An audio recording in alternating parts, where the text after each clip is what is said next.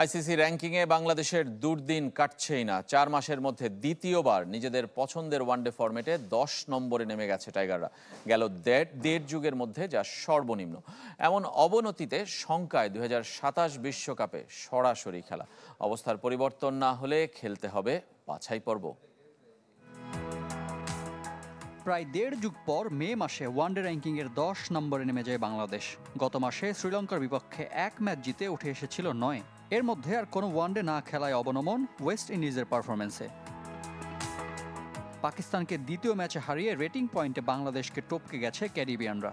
বাংলাদেশের point ৭৭, ১ point বেশি West ইন্ডিজের। অন্য ফরম্যাটেও সুবিধাই নেই বাংলাদেশ। টি-20-তে ১০ আর টেস্টে ৯ নম্বরে। র্যাঙ্কিংয়ের এমন দুরবস্থায় ভাবনা বাড়াচ্ছে টাইগারদের। সরাসরি ২০২৭ ওয়ানডে বিশ্বকাপ খেলতে সেরা ৮-এ থাকতে হবে। বাকি ৪ দলের ভাগ্য নির্ধারণ হবে বাছাই পর্বে।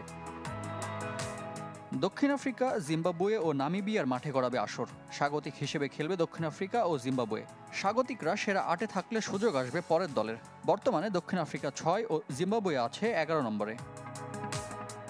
শেষ পর্যন্ত এমন পরিস্থিতি থাকলে ৯ নম্বরে থেকেও সরাসরি খেলতে পারবে বাংলাদেশ। তার আগে নিজেদের অবস্থার উন্নতির বিকল্প নেই। ২০২৭ সালের ৩১ মার্চ পর্যন্ত র্যাঙ্কিংকে বিবেচনায় নেবে আইসিসি।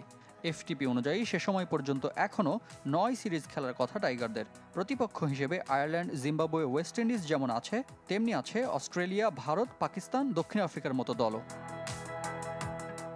রিফাত হোসেন, চ্যানেল 24।